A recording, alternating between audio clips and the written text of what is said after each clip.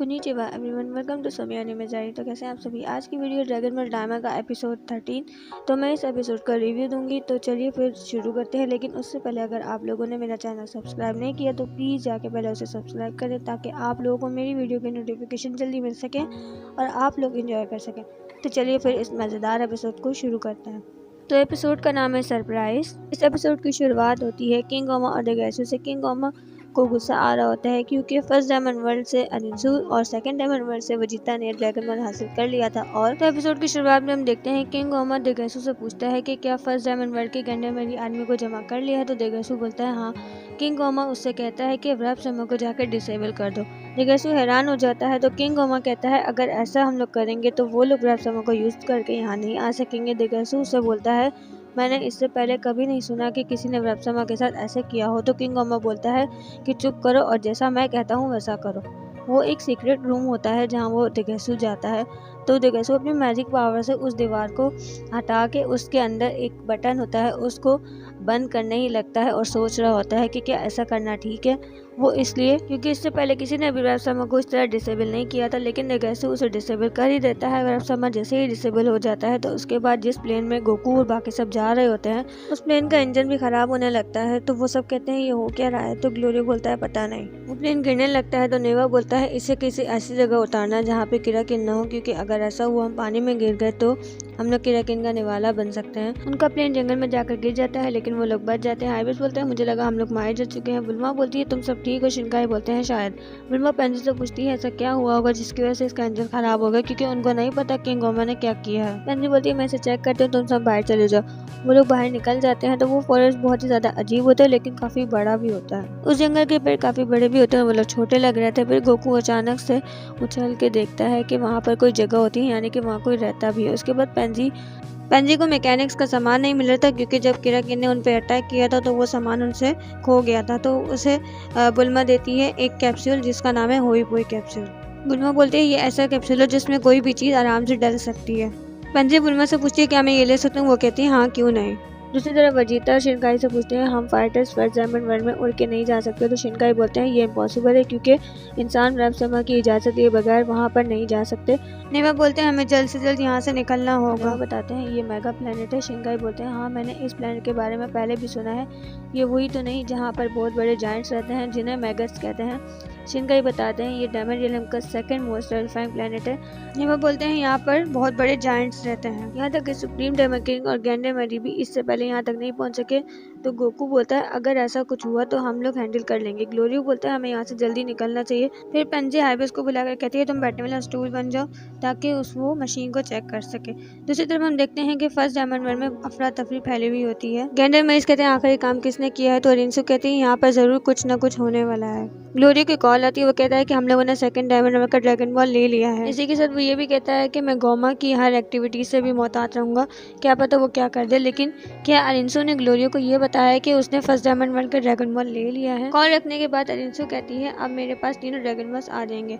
उधर पेंसी का ये स्किल और टैलेंट देख कर बुल्मा उसकी तारीफ करने लगती है और कहती है क्या तुम मशीन्स को अच्छे तरीके से जानती हो। तो पेंसी बोलती है हाँ मुझे मशीन्स को ठीक करना अच्छा लगता है, लेकिन इसमें जो चमकता हुआ पत्थर है तो वो क्या है। पेंसी उसे बताती है मैजिलाइट है, इसी की वजह से हर चीज को पावर मिलती है, हवा में रहने के लिए काफी जरूरी है। तो बुल्मा बोलती है अच्छा ये अर्थ में तो हमने कभी देखे ही नहीं है, तो मुझे समझ में नहीं आ रहा। तो पेंसी उसे बताती है ये एसिडिक वाटर से रिएक्ट करता है, जो एनर्जी उससे प्रोड्यूस होती है ये उसे 30 साल से ज्यादा तक चला सकता है। बुल्मा बोलती है अच्छा तो ये रॉक वैल्यूएबल है। तो पेंसी बोलती है हाँ तुम यहाँ से तो नहीं बता सकते, लेकिन फर्स्ट डायमंड वर्ल्ड का बॉटम का हिस्सा और सेकंड डायमंड वर्ल्ड का अपर का हिस्सा ये सब मैजिलाइट से बना है, और थर्ड डायमंड वर्ल्ड से एसिडिक वाटर बहता रहता है और इसी की वजह से ये सन की तरह चमकता रहता है, और वाटर की जो कंपोजिशन है उस पर भी ये डिपेंड होता है। बुल्मा बोलती है क्या तुम ये मैजिलाइट ले सकती हो जो तुम्हें पसंद है। पेंजी बोलती है नहीं, क्योंकि सुप्रीम डायमंड किंग ने इसे कंट्रोल में लिया हुआ है, अगर हमने ऐसा किया तो वो लोग सख्त कदम उठा सकते हैं। यहाँ पर बहुत ही ज्यादा है, लेकिन ये खास मिनरल है थर्ड डायमंड वर्ल्ड में। बुल्मा को भी वो पत्थर चाहिए था। वो पेंजी से बोलती है। तो पेंजी बोलती है जब मेरे डैड सुप्रीम डायमंड किंग बन जाएंगे तो मैं उनसे पूछ लूंगी, क्योंकि फिर ये आसान हो जाएगा हर चीज को लेने में। फिर गोकू बैठा हुआ होता है तो अचानक से एक हैमस्टर उस पर आकर अटैक कर देता है। वहाँ पर हैमस्टर की पूरी फौज को देखकर वो सब हैरान हो जाते हैं। तो पिकोलो पूछता है कि हमारा प्लेन कब तक ठीक होगा, जल्दी इसे ठीक करो। शिनकाई बोलते हैं ये तो हैमस्टर की पूरी फौज है। तो वो हैमस्टर उन पर अटैक कर ही रहे होते हैं। अचानक से बहुत ही बड़े कदमों की आवाज़ आती है। पिकोलो चेक करने जाता है आखिर है क्या। नेवा बोलता है ये वही है जिसकी मैं बात कर रहा था। वो सब हैरान हो जाते हैं। नेवा बोलता है ये मेगथ है, वो भी एक चाइल्ड, यानी कि वो भी बच्चा ही है। शिनकाई बोलते हैं क्या इतना बड़ा जायंट एक बच्चा है? तो बुल्मा बोलती है उसके पास तो स्कूल बैग भी है। नेवा बोलता है हाँ, हो सकता है कि वो स्कूल से अभी घर जा रहा हो। अब वो वहाँ पर जाके बैठ जाता है जहाँ पर गोकू और बाकी सब रुके हुए होते हैं। उसके बैग से सारा सामान गिर जाता है तो वो डायरेक्ट वेजिटा लोगों पर आता है। वो बैठ के कुछ खा भी रहा होता है तो नेवा बोलता है इसने शायद ये स्टोर से लिया होगा और बताता है ये केराकिन का फ्राइड टेंटिकल है। वेजिटा और गोकू बाकी सब हैरान हो जाते हैं, ये मॉन्स्टर भी खाते हैं। वहीं पर एक डॉग टाइप का जानवर होता है तो नेवा बोलता है हमारा प्लेन अभी तक रिपेयर नहीं हुआ है तो अच्छा होगा हम छुप जाएं, और अगर ऐसा नहीं हुआ उसने हमें ढूंढ लिया तो हमारा खेल खत्म हो जाएगा। वो डॉग सूंघते हुए आगे आने लगता है और गोकू जहाँ पर खड़ा होता है वो वहीं पर होता है। अचानक से उसे छींक आ जाती है, फिर वो गोकू को देख लेता है। गोकू उससे बच ही रहा होता है, फिर ग्लोरियो अपनी तरफ उसे लेकर जाता है शॉटगन उसे मारकर।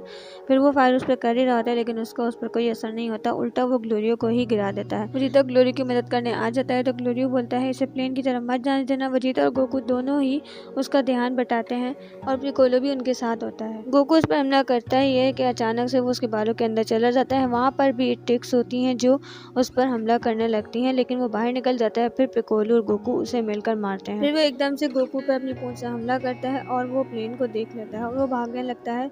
वजीता और पिकोलो बहुत कोशिश करते हैं कि उसको ना जाने दे सकें लेकिन वो जा रहा होता है। फिर गोकू अपना काम है हमें अटैक उस पर कर देता है। फिर वो भाग जाता है। पेंजी और बिल्मा बहुत ज़्यादा खुश होती है लेकिन अभी मुसीबत टली नहीं थी क्योंकि वो चाइल्ड जायंट उन्हें देख चुका था। पेंजी बोलती है जल्दी अंदर आ जाओ क्योंकि प्लेन अब ठीक हो चुका था। वजीता बोलते हैं तुम सब यहाँ से निकलो, हम लोग इसका ध्यान भटा के। फिर हम लोग भी आ जाते हैं लेकिन वो इतना बड़ा जायंट था वो कुछ भी नहीं कर पाएंगे।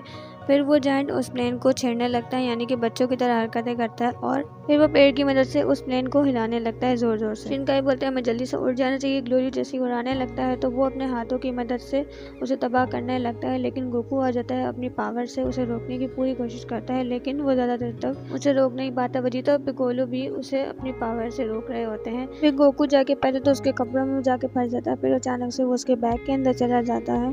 फिर वो जायंट अपने रूलर की मदद से उन पर हमला करने लगता है लेकिन गोकू बन जाता है सुपर सैयन और वो उसे रोकने की पूरी कोशिश करता है लेकिन वो चाइल्ड जायंट काफी ज्यादा ताकतवर था। फिर वो गोकू को नीचे फेंक देता है और कुचलने ही लगता है अपने पाँव से लेकिन ग्लोरियो उसकी मदद करने आ जाता है और वो उसे अपने साथ ले जाता है। फिर गोकू, वजीता और पिकोलो भी वहाँ से निकल जाते हैं। वो लोग वहाँ से चले जाते हैं। वजीता बोलता है कितना खतरनाक, तो नेवा बताता है अडल्ट मैगट्स तो इससे भी ज़्यादा ताकतवर होते हैं। गोकू बोलता है अगर ऐसी ही बात है तो ये लोग सुप्रीम डायमंड किंग क्यों नहीं बन जाते। शिनकाई बोलते हैं इन्हें इन चीज़ों में कोई दिलचस्पी नहीं है।